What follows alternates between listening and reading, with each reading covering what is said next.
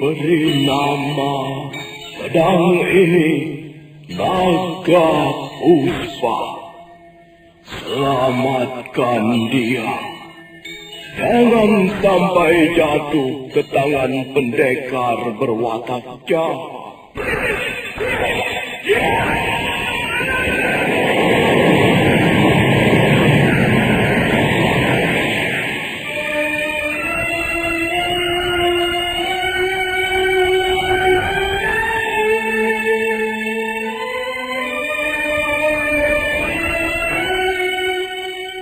Tutur Tinula.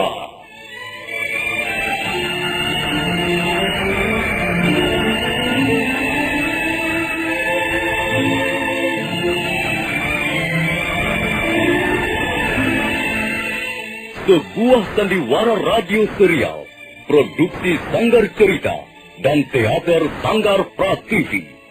Sebuah kisah dengan latar belakang sejarah runtuhnya Singasari dan berdirinya Kerajaan Majapahit.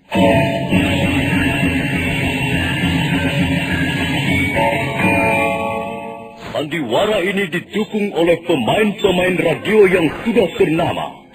Ferry Fadli, Ivone Rose, dan Eli Hermawati.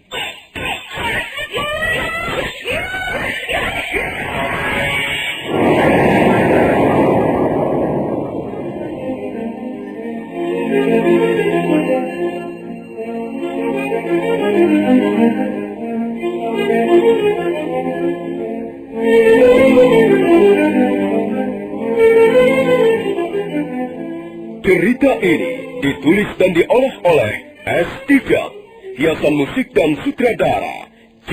Ispriyonoka. Kali ini mengetengahkan episode ke-9 dengan judul Badai Mengamuk di Atas Kediri.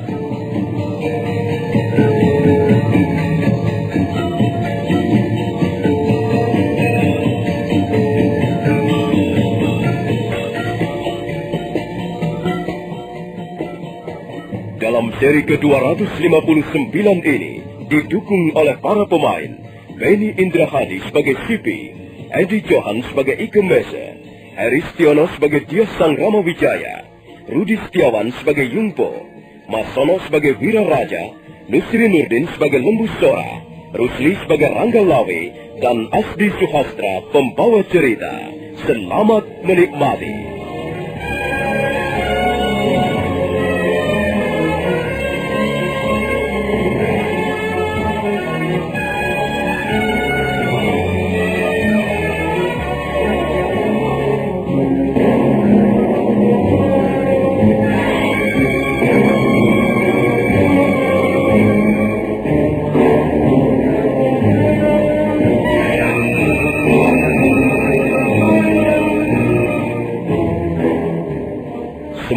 Panglima Ike Mese menolak memberikan izin Dias Sangrama Wijaya yang ingin kembali ke Pedukuhan Majapahit. Tapi setelah mendengarkan penjelasan dan alasan Dias Sangrama Wijaya, pimpinan pasukan Tartar itu akhirnya mengerti. Dias Sangrama Wijaya lalu menemui Lembu Sora dan Rangga Lawe untuk diajak serta mempersiapkan perbekalan di jalan.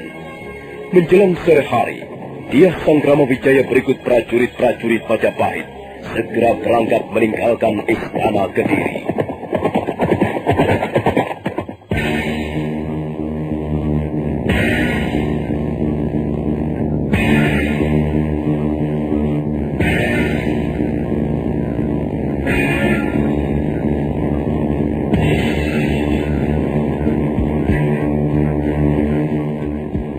Belum terlalu lama rombongan Dias Sangrama Wijaya meninggalkan pintu gerbang Istana Kediri yang rusak berat akibat peperangan.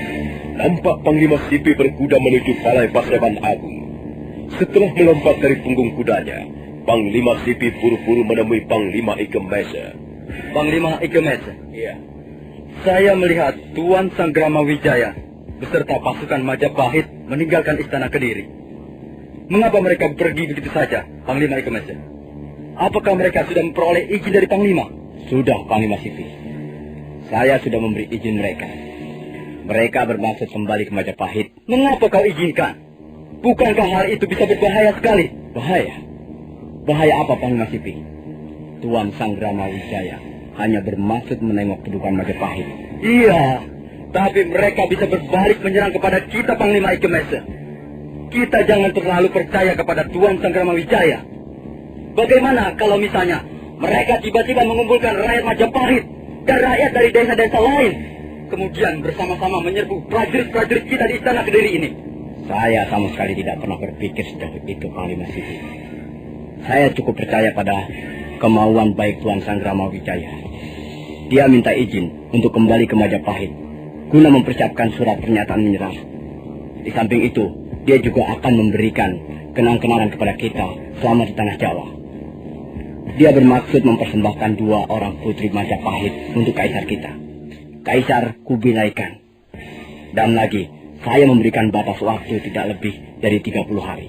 Dalam waktu 30 hari itu, Tuan Sanggrama Wijaya sudah harus kembali ke Istana Kediri untuk menyerahkan surat. Tapi kepergian mereka tetap membuat hatiku tidak enak, Panglima Ike Mese. Kita tidak bisa menjadi tenang selama menikmati kemenangan di Istana Kediri.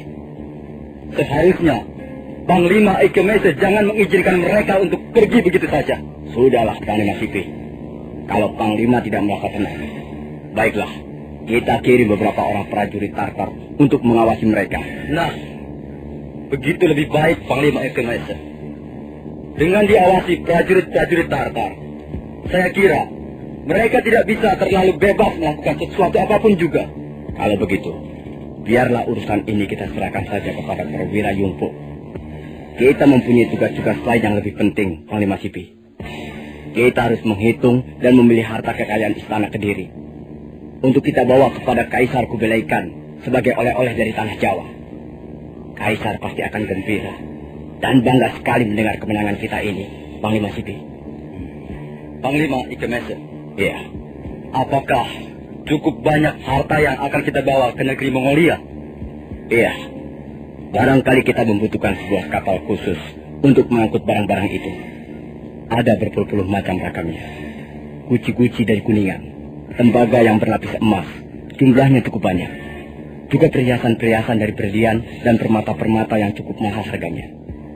Semuanya merupakan kerajinan yang sangat tinggi nilainya. Dengan membawa barang-barang ini untuk oleh-oleh, saya kira Kaisar Kubilai Khan tidak begitu kecewa karena kegagalan kita menghukum Prabu Kertanegara. Baiklah, Panglima Ike Mese. Saya akan segera menghubungi perwira Yungpo. Hati saya masih tidak tenang sebelum mengirim prajurit-prajurit Tartar untuk mengawasi Tuan Sanggrama Wijaya.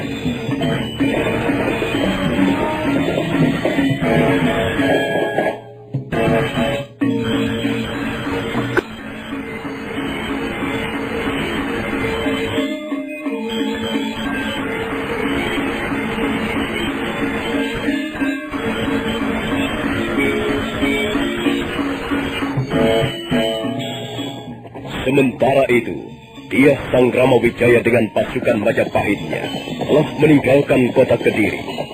Sekarang mereka sudah tiba di tepian anak sungai Brantas. Diah Sanggrama Wijaya bermaksud istirahat sejenak. Beliau segera memerintahkan beberapa orang prajurit untuk mendirikan tenda. Waktu itu matahari sudah hampir tenggelam ke batas cakrawala. Sinarnya yang lemah dan kemerah-merahan membias di atas pucuk-pucuk pohon hutan tarik di kejauhan sana. Mendadak terdengar orang-orang berkuda yang semakin lama semakin dekat.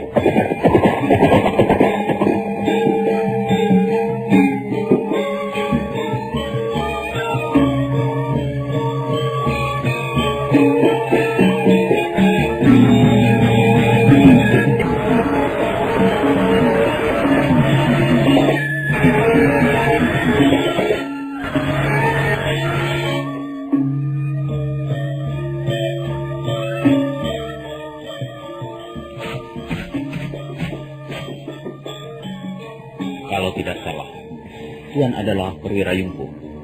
Benarkah demikian? Benar, Tuan Sanggrama Wijaya. Saya adalah perwira Yungpo. Saya datang untuk menyampaikan sepucuk surat dari Panglima Ike Mese. Terima kasih, perwira Yungpo. Mana suratnya?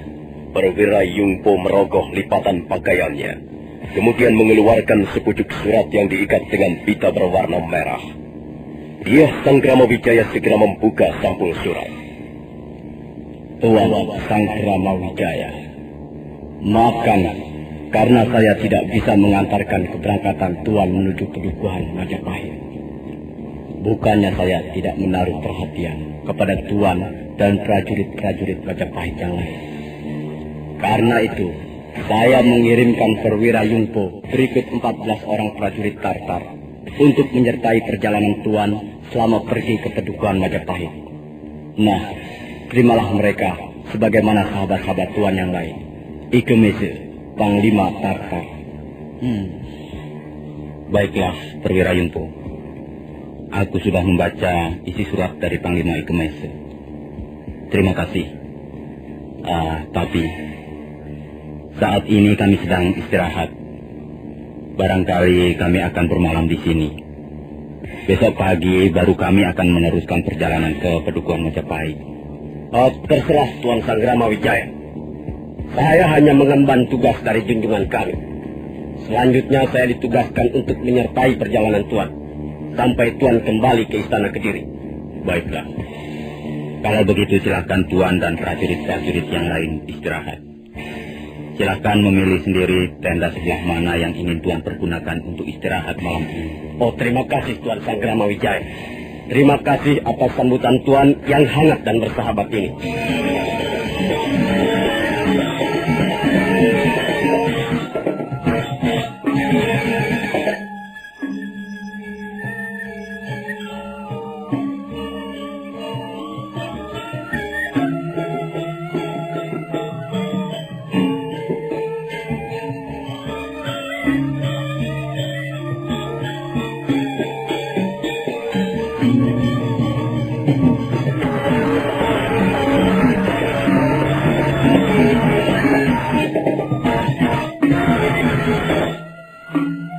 Pada malam harinya, dia Sang Kramawijaya membicarakan perihal surat dari Panglima Ike Mese dengan Arya Wiraraja.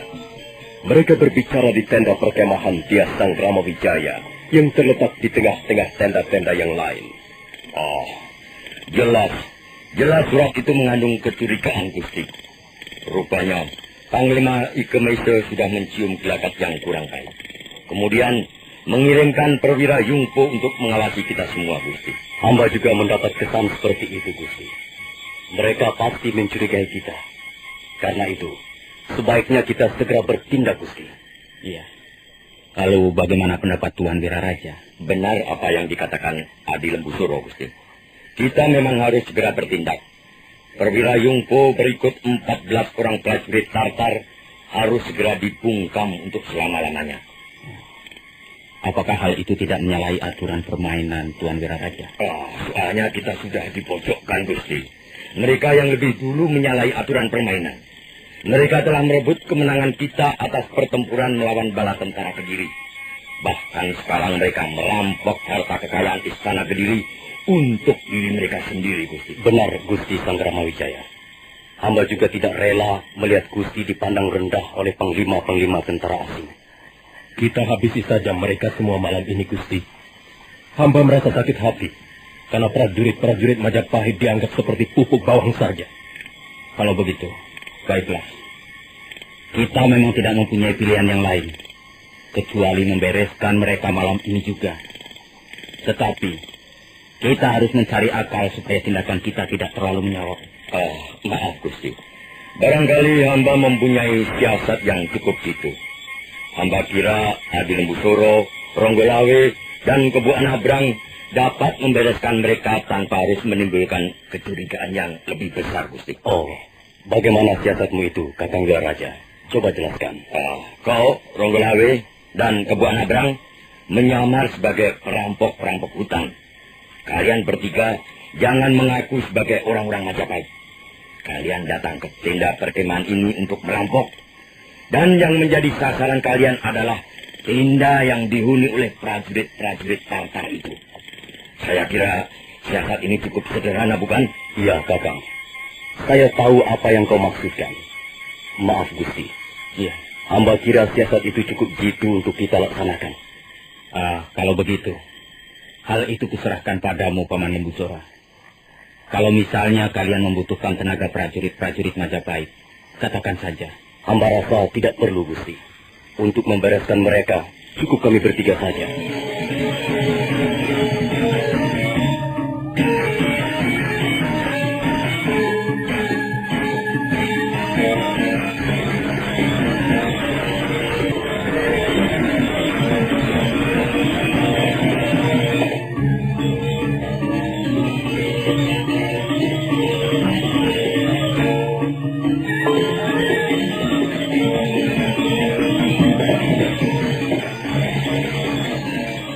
Malam mengalir perlahan-lahan. Kabut mengambang di atas permukaan sungai Brantas. Nampak beberapa orang prajurit Majapahit berjaga-jaga di sekitar tenda perkemahan Tias Sangkrama Wijaya. Mendadak, di balik pohon-pohon liar, bermunculan 3 sosok tubuh manusia. Mereka melangkah mengendap-endap menuju tenda perkemahan prajurit-prajurit Tartar yang terletak di bagian paling ujung. Disitulah perwira Yungpo menginap bersama teman-temannya yang lain. 3 bayangan itu terus melangkah berhati-hati, bagaikan 3 ekor kucing hutan yang hendak menyergap mangsanya.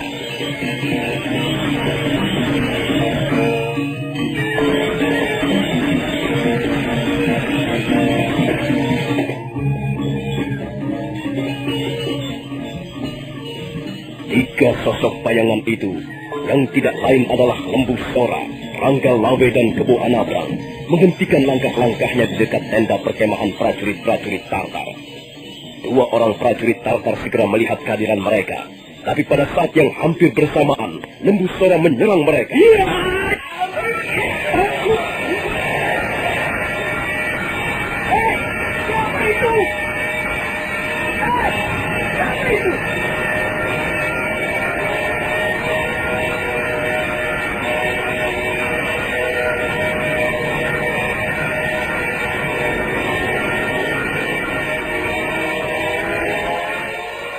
Kurang ajar! Siapa kalian? Mengapa kalian membunuh orang-orang kami? Hai, kalau kau ingin tahu siapa kami, dengarlah baik-baik. Kami adalah 3 perampok yang menamakan diri kami kelompok Labang Ireng. Jadi kalian datang kemari untuk merampok kami? Iya, kami datang untuk merampok kalian. Cepat serahkan semua harta benda kalian. Kalau tidak, kalian pasti akan binasa di tangan Kelabang Ireng. Setan belang! Justru kalian akan binasa di tangan kami. Ayo cepat, royok mereka, tangkap mereka.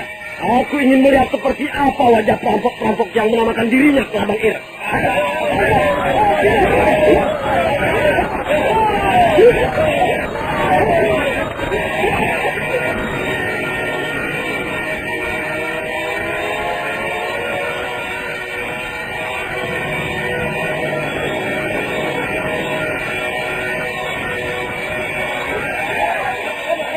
Perwira Yungpo dan 14 orang prajurit Tartar segera maju menyerang. Lembu Sora berkelit teriak. Pedangnya yang besar dan panjang berkelebat tulisan. Sementara Rangga Lawe melayani serangan-serangan dengan tangan kosong. Namun begitu, dalam waktu yang tidak begitu lama, dia sudah dapat merobohkan 3 orang prajurit Tartar. Sementara itu, Kebo Anabrang sama halnya dengan Lembu Sora menggunakan pedangnya yang berukuran besar untuk membabat lawan-lawannya. Melihat prajurit-prajuritnya banyak yang terbunuh, perwira Yungpo menjadi cemas. Kemudian dia meloncat melarikan diri dan segera naik ke atas punggung kudanya.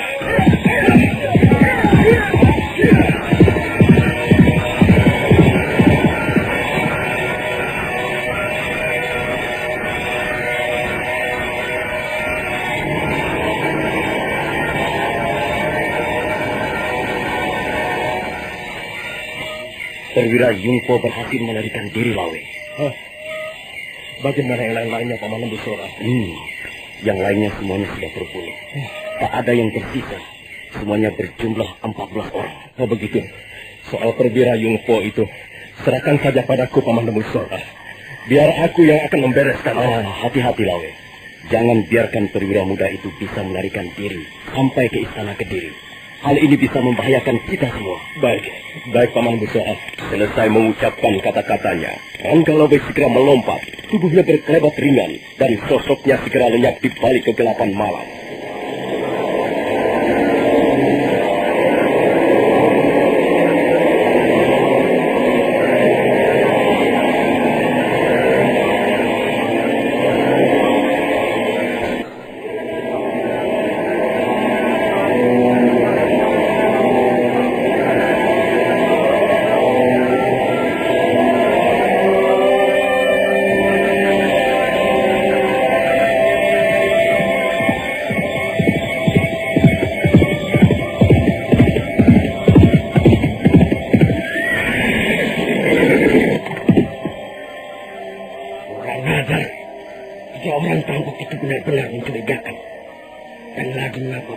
prajurit Majapahit tidak menolong kami.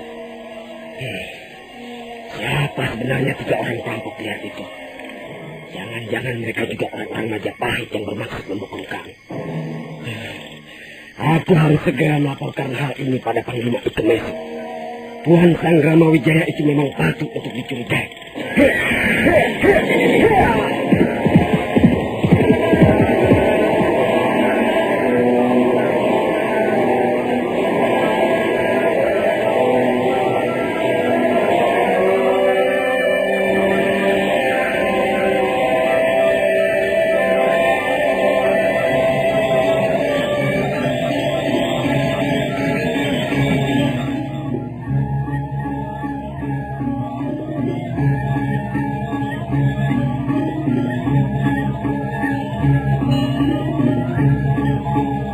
Perwira Yungpo segera memacu kudanya di kegelapan malam.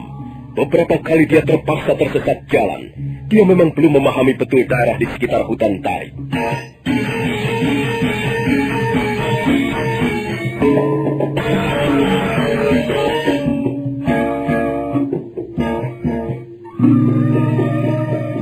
Nah, bagaimanakah kisah selanjutnya?